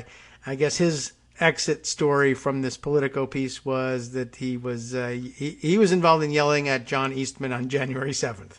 He's the guy that got to get on the phone with him and say, "You're a moron. Your plan was stupid." He said to him, "I only want to hear two words coming out of your mouth," and we got cut off on the two words, I think. And apparently the two words, which I had in mind, were not the right ones, but they were orderly transition. Mine had an F in the beginning of it, but and then apparently Eastman does say those words, and he says to him, "Good, John. Now I'm going to give you the best free legal advice you're ever going to get in your life. Get a great effing criminal defense lawyer. You're going to need it." And then I hung up on him. So that sounds like a guy that we'd like to hear more from. We heard from him in front of the January 6th committee, and he spilled all of this. And guess what? The DOJ now wants to have the same stuff and more, which everybody figured would be the case at some point. And it's been a big week for the DOJ. One, they're doing the things that everybody said they ought to do after seeing the January 6th hearing. And two, it turns out that they've been working diligently towards something that could create real serious legal jeopardy for Donald Trump, after all. So it's been nice. It's been nice. Yeah. Plus, it's been bizarre. Yeah, definitely weird. And, we went from, well, he's got a few boxes of documents that he was supposed to return to. Yeah. There are nuclear codes in the basement of Mar-a-Lago. I mean, it was everybody's worst nightmare. And it really, the old joke is that they use, it's an old trope on TV shows. He said, that escalated quickly, right? Yes. Okay, he's got the map that he drew the hurricane thing on. That's funny, but he can have that. That's all right. I mean, he's not supposed to. Fine. Go back, do some paperwork on it, do it retroactively, let him have it, even though he could have been charged. Who cares? Nuclear stuff? Well, hold on a second. That could be serious. And then, of course, videotape that they pulled from the surveillance cameras, their own surveillance cameras at Mar-a-Lago. Catching people going in and out, and who knows who they were. And I mean, those guys from Spy versus Spy and Mad Magazine were sneaking in and out. That seems bad. It'll be very interesting to see who. It was obviously. I don't know when they have you heard that? Do they know what they were going to get, or are they just like, you better show me those tapes and we'll look, or did they have reason to believe that somebody nefarious actually did go in? I have not cleared that up yet, but I haven't either. I would think the latter, but I'm also not sure they're relying entirely on the surveillance. I mean, there is a mole. Yes. There's a leak. So it would appear. I'm not coming up with the right word. There's somebody who flipped on Trump. Yes. Who was in Mar-a-Lago who said, "Hey," and I think it's probably Secret Service. Oh, that's a good guess, because they would. That's it's more likely than, say, I don't know, Jared Kushner goes, well, I really have an obligation to the law and order. Right, that's not likely. Well, it could be Melania. True, that's true too, right? Like, I could be deported if I don't report the it. last kid's the tall one, the youngest one. Oh yeah, right. Yeah. Kareem, the giant one, he's going to play basketball. He really is. I hope he has a great basketball career as a kid. That would be nice if he could break free of the family. Barron, yes. What's he, about 18 now? Maybe. Maybe. Oh my God. What if he can vote? Oh boy. I wonder who he'll vote for. That's an open question, I think, quite honestly. Yeah, I should look that up. See, all right, and where is he registered? That poor kid. Yes, I know. Who knows what he's like. But keep it that way. I want to give him the benefit of the doubt, because, Why not? But he was born of anything to monsters, us. So I don't know. He could very well be a monster and not worthy of our sympathy, but still. We'll give him a chance. He might Any break free. kid being raised in that. Yeah. Well, good luck to him. And until he does something terrible to us, in which case, then screw him. But for now, he's fine. Well, at any rate, it could be the Secret. I think it's an excellent guess. They were, they're there. They have to be. They're kind of, sort of okay with Trump, or else I guess they would quit. But at the same time, that's the place to look for people who would say, "Oh, come on, it's just too much. I can't." Not all of them could be absolutely corrupted by Trump. Yeah. Not every single one of them. You wouldn't think. I'm sure they're enjoying the assignment to some extent, and that if you really hate it, like if you're a personal Trump hater, you could probably get off that detail after he's out of office. It probably wouldn't be a huge deal to transfer you. But still, there'll be people who are like, I think we really shouldn't be sharing nuclear secrets with these Iranians. That's terrible. I'm going to do something. Saudis. My guess is the Saudis. Yeah, I wanted to make it worse. And, of course, there's always Putin.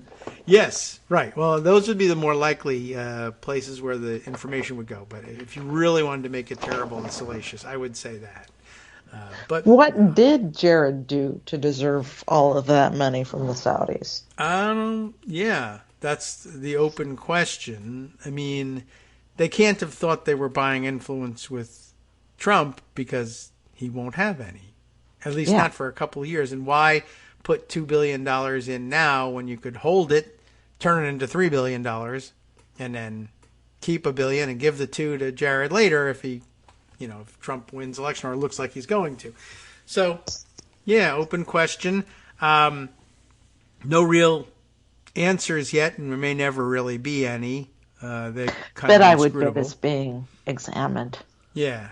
by people who know more than we do.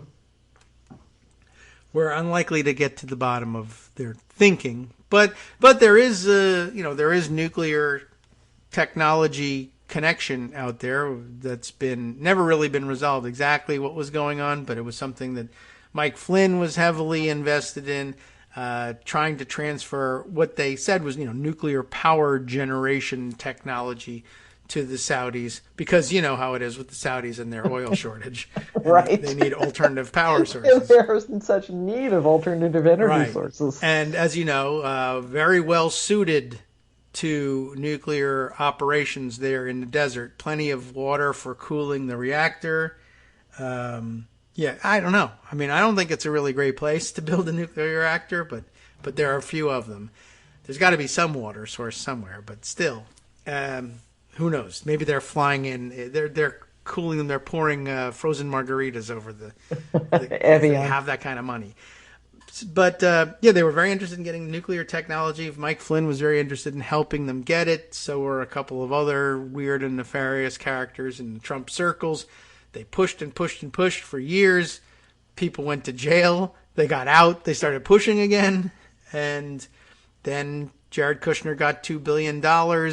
And there was nuclear technology secrets in the basement of Mar-a-Lago with no locks on it. And I don't know whether you can connect all of that or not. I mean, it may not have anything to do with it. The nuclear technology might have been about submarines, which is another thing the Saudis don't need. But who knows? But one day we'll find out. And in the meantime, looks like trouble brewing for him, trouble brewing for Giuliani in Georgia. And for Lindsey Graham. Lindsey Graham, right? Also will have to go all the way to Georgia from South Carolina. It's a long trip. Rudy says he can't fly, apparently. I don't know. We'll see about that. I think my doctor said I can't fly commercial. So I think that's probably it. That's what it is. I'm down here. Since he's been documented on several trips before, right? I mean, he has. Who he's knows? basing this on surgery that he had, 3 months ago or something? And yeah, I think he's probably been around on planes since, but maybe not. I'm sure he could get a limo, what have you, but he's got to show up tomorrow, I think. So, there should be an announcement of his travel plans at some point if they consent to answer any questions. But I guess I'd hang out at the airport and look for Giuliani, but I guess go to the executive terminal. He's probably flying on somebody's commercial private jet. So, yeah, undoubtedly. All right. And in the meantime, let's see. Since last week, there's been a giant reconciliation bill with sweeping implications for every sector of the United States economy passed. I'm still kind of dumbfounded. Yeah. I come back from vacation and, Trump's under criminal investigation, and Joe Manchin agreed to a climate change bill that will actually do some stuff. It will do some bad stuff because it's Joe Manchin and there's got to be a fossil fuel giveaway in there if he can make it happen. Okay. But it actually does do some really impressive stuff. That's good news. Have you considered leveraging that for more vacation? I'm going to have to. I have to move in yeah, okay, well, there's that. But I think, if you're off and these things happen. And these things happen if everything comes together when I'm not on the job? Maybe that we should pay you for that. And, we still get to talk to you, right? You're on Twitter. It's not you're not cut off from us. You're just having a better time. Yeah. That's win-win. So win-win. Better that I'm not involved in anything having to do with Manchin. Right, that's true. Good distance is always welcome. But yeah, this was a very impressive set of accomplishments for a 50-50 Senate where Joe Manchin and Kyrsten Sinema are both in it and are among the 50 that we have to work with. And remarkable turnaround in Democratic fortunes in general It really has been. And part of it is because of a lot of unforced errors by Republicans. I mean, seriously. Right. Hooray for that. Blocking the burn pit legislation when something like 83 of it passed in the Senate the first time, 83 to 17 or something like that. Huge, right. And it comes back to them and they're just pissed off that Democrats are going to do reconciliation, so they have a pissy fit and vote against it. Yeah. Really, you're voting against veterans and Jon Stewart. Right. That did not help them at all. And Jon Stewart made certain that it made the news by cursing a lot, which is a tactic of his. It works. Yeah. No, I can't dispute that. I'm certainly not offended by the cursing or anything of that sort, but it was very deliberate, and he knew that would, if he just made a calm comment and made it look like any other part of the news, not much chance it was going to make the evening news and get people riled up. And then when they found out what had actually happened, they said, I would have cursed too. Yeah. It was actually justified cursing. There's a lot of that going around, as a matter of fact. Yeah, there is.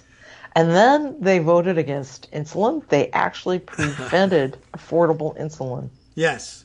From happening. That was pretty astonishing. And that one stuck, unfortunately. But that's another thing that a lot of people are going to wonder about. I thought you said you were even on okay with that. In fact, a lot of people, you made promises about it in your campaign.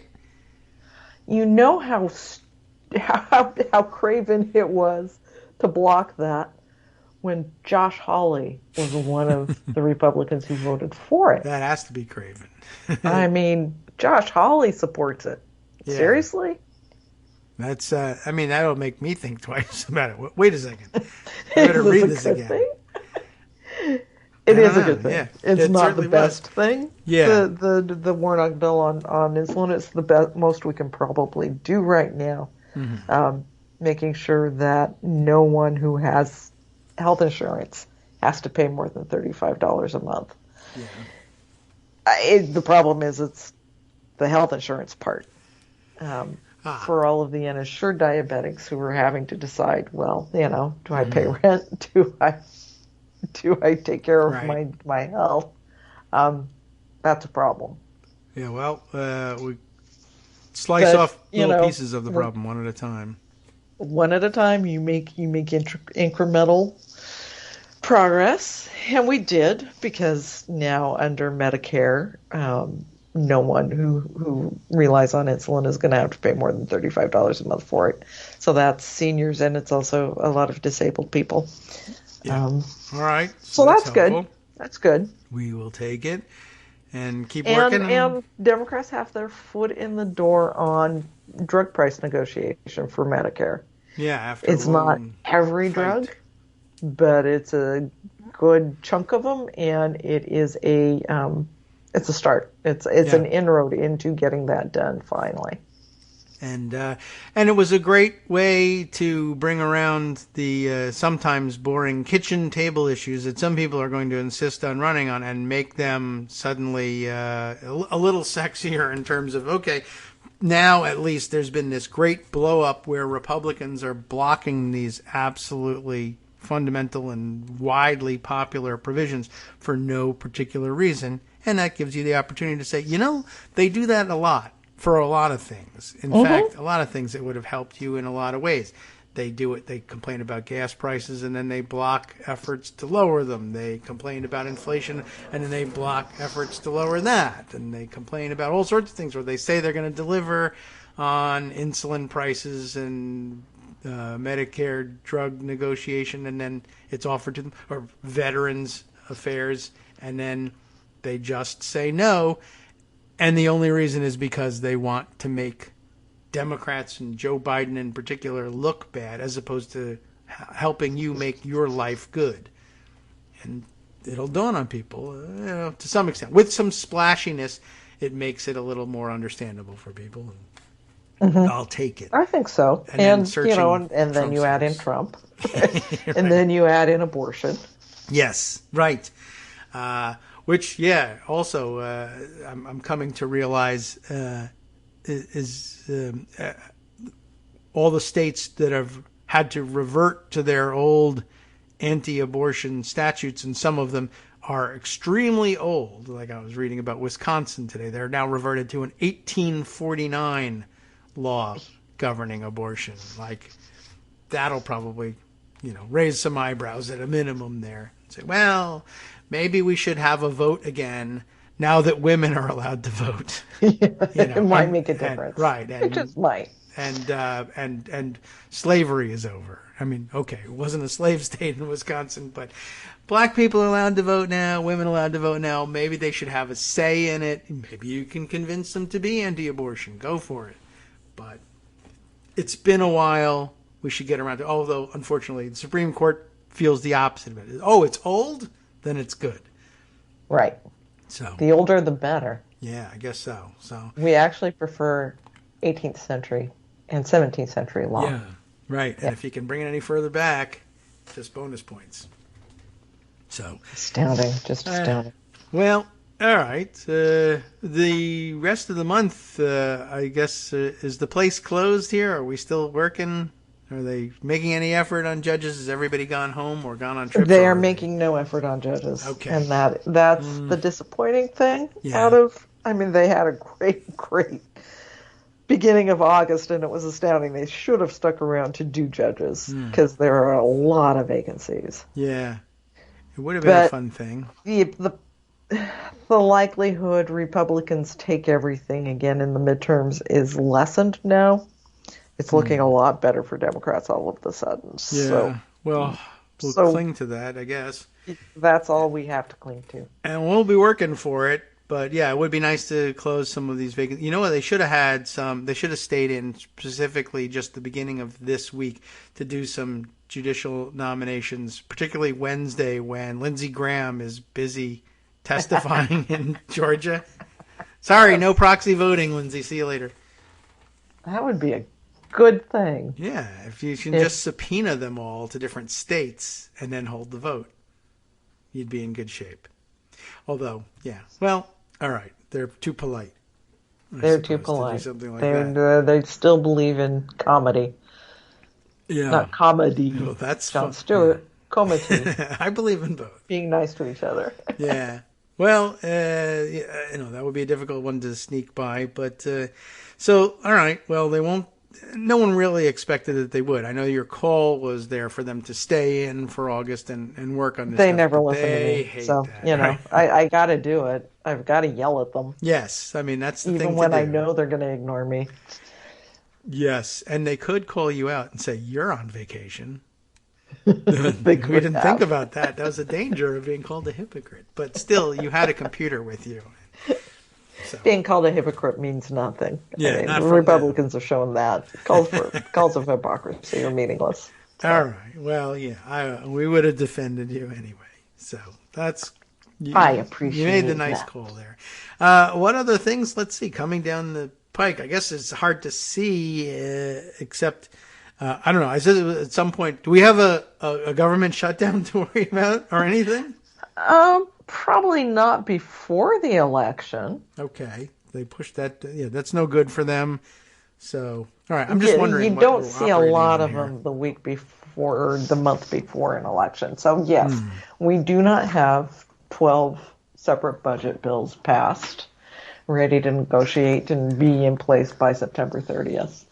All right, but we'll probably get some continuing resolutions. Although I did see yesterday, and I forgot to file it away because it was inconsequential because the headline said Freedom Caucus says, and I said, all right, I'll throw that out. But it now occurs to me, and I think it was the Freedom Caucus saying, no more, we shouldn't pass any appropriations bills until after the election when we will take control again. So I don't want any Democrat, as they like to say, appropriations bills passed in the House. But then that probably, any appropriations bills, even continuing resolutions, that might be true. They might vote against them, but it wouldn't matter. And I assume that they would pass in the House with all Democratic votes. Yeah. But it would be real interesting to see that, they hate the government shutdowns because they're so lousy for them politically, but they'll all be voting for shutdowns all the way through the election. Which Yeah. I suppose we could make some hay out of that. But I guess if it doesn't shut down, no one will notice. It's procedural, and it's kind of hard to make hay out of something when it doesn't happen, when it's a government shut. So I guess that's true. And I'd rather take no government shutdowns at the time. I would rather take no government shutdowns. And, I would rather, if I was in charge, yeah, okay. I would have a budget. Okay. For the fiscal year beginning on October 1st. They would have it funded. And we wouldn't be doing this. We wouldn't be doing the continuing resolution dance. We wouldn't have our holidays ruined. Right. And always a good reminder, and you always do remind us, that the continuing resolution thing, while it's a good short-term Band-Aid versus a government shutdown, it does have the effect of continuing, now going on 2 years, I guess. If you're just operating on that basis, although I suppose we've separated ourselves a little bit from the baseline of the Trump budget by virtue of a couple of reconciliation bills in between then and now. But it leaves you where you are. And even if your plan is, even if you're making progress on the budget and implementing a Biden agenda, if your plan is incrementalism, and it always is, it makes it very difficult or impossible to ratchet up the increments. Yes. They actually did fund the government I think it passed in April.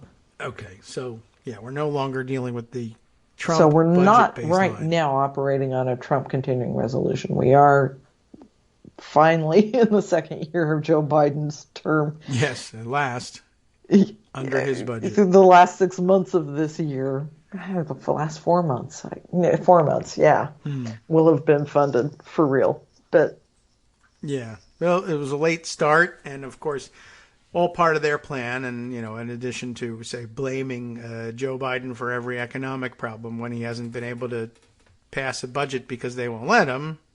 But I guess we now have that, and just in time for Mehmet Oz to do his vegetable shopping and trying to blame Biden for that one.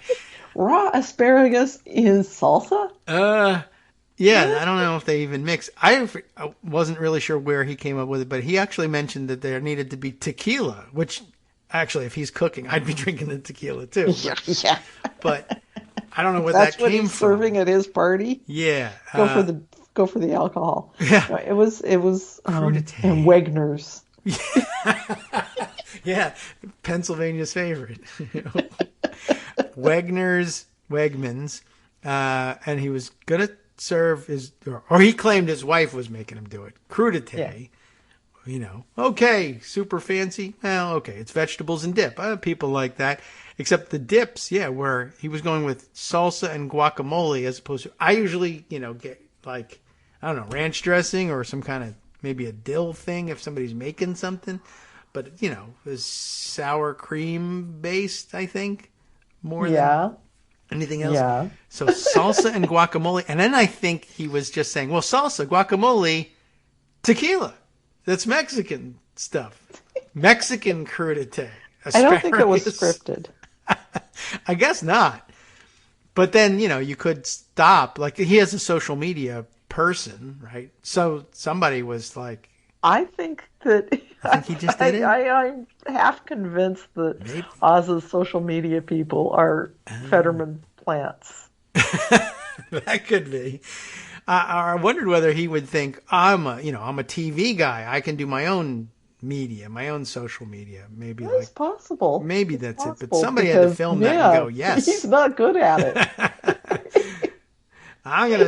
That's $20 before the last tequila. one you saw, he was trying to come back from this and put up another video where he's talking about, I don't know what he was talking about. All I noticed was that somebody pointed out he was wearing a $70 t-shirt. Well, he can afford to do that. They recognized the little logo on it. And... All right. Yeah, well, that happens whenever Republicans film themselves. $70 for a t-shirt. Well, you can put it on, what's that service where you can sell your clothes out of your closet now? So he can afford the tequila for his crudité. He's now covered. He's an interesting character to say the least. So, all right, well, I hope that's the apex of the Republican attack on the Biden economy, which is getting better each day. And how's gas prices where you are? Finally under $5 a gallon. We were one of the last places where it was above, but I finally out yesterday saw it's under now. Okay. So. Well, that's good. A milestone broken. Do you have a tremendous gas tax there? There probably would be in Oregon. Yeah, they're higher here. Well, good. You're supposed to get a bike instead, or an e-car, or whatever the hell they're calling them. Well, now. we've become a one-car family, which is important. Okay. So we didn't really need to, but I had this old one, and it was just easy to keep it around, and so we're now a one-car family, and well, good. Need to, okay, so doing what you can, preserve the environment, and not paying too much to fill 2 cars. And I imagine you weren't driving a tank either, so. No. Okay. Well, that will wrap up a lazy summer morning edition of Kagro in the Morning with you, Joan. So thanks for coming by and checking in. It's good to hear from you. And just kind of do it unscripted this way, and not much to cover except to laugh at Trump and point out what rotten people Republicans are. What could be better? Rinse and repeat. Okay. We can do it again next week if you like. And look forward to hearing from you then. And they'll still have nothing will have been done in Washington. But I am very excited but to see where we are. But somebody might be in jail. So right. That's it. I'm very excited to see where we are legally, not you and I, but them, and to laugh at it heartily when that time comes around. So very good. Take care. Thanks for coming by. Thank you. Talk to you next week. Talk to you next week. Now time for us to turn things over to Justice Putnam for the West Coast Cookbook and Speakeasy. And I might even get a chance to tell you a little about what's coming up, but I bet it's a little bit about Trump being in gigantic amounts of trouble. I know that's got to be as entertaining to him as it is to me. From networksradio.com, you have been listening to Kagro in the Morning with David Waldman. Okay, so besides that, he's got lots of other things, including Amazon workers who've walked off the job mid-shift at a major West Coast air hub over, guess what, low wages and heat safety. And Starbucks, speaking of jerks, wants National Labor Relations Board to temporarily suspend all union elections there.